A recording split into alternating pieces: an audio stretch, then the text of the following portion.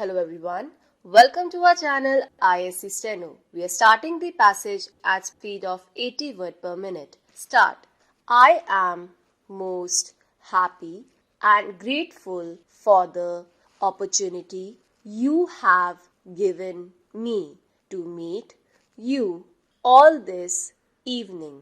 As you know, the Government of India and the provincial governments concerned have taken great pains and incurred heavy expenditure this year to improve the approaches and also the localities where the sacred Buddhist places are situated. The total amount spent may add up to a crore of rupees in the course of this year. That indicates the interest which the Government of India and the people of India are taking in Buddhism and its sacred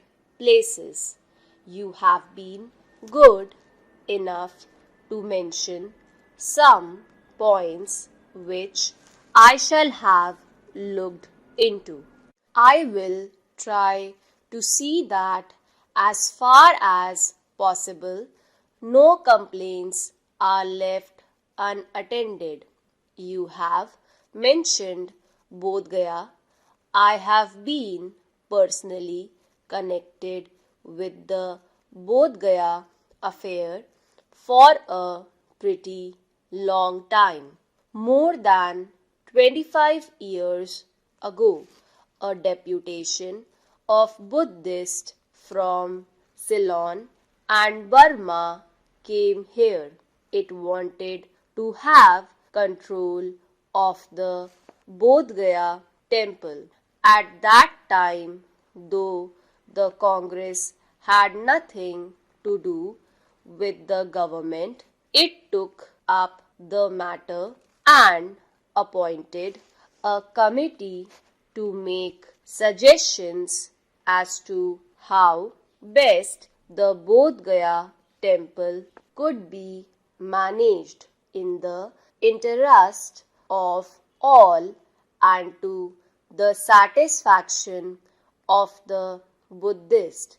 The committee, of which I happened to be secretary at that time, recommended that the management of the temple should be placed in the hands of a committee on which Buddhists as well as Hindus should be represented. That was because the Hindus also worshipped the Buddha.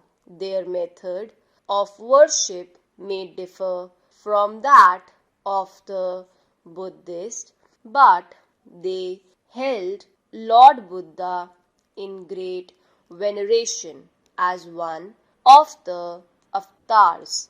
We could not do anything at that time as there was a Mahant in actual possession of the temple and he did not agree to part with his right. In 1937, however, when the Congress for the first time formed government in Bihar, it took up the question of the appointment of a temple committee once again. Unfortunately, however, the ministry lasted only a short time and nothing much could be achieved. In 1946, the Congress again came to power. The matter was then reopened and a law was passed by virtue of which the management of the temple was taken away from the Mahant. You have said in your address that there is no suitable platform for offering lights in the temple. I do not see any difficulty in meeting this request. You have also mentioned that there is no arrangements for lights in front of the image of all the 24 hours of the day and night, and that facilities should be given to pious pilgrims to stick gold foils to the image. I shall refer these matters to the temple committee, though personally I do not see any difficulty in accepting these suggestions.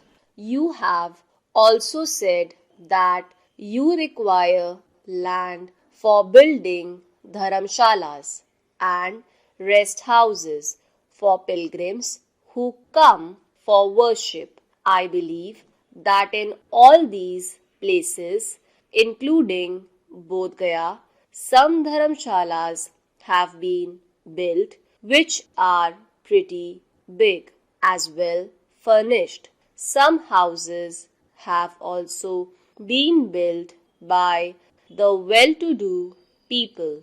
If more dharamshalas are needed, they can certainly be built with the help of philanthropic organizations and individuals. Being a thickly populated area, the availability of land may present some problem, but the government can always acquire land for an essential purpose.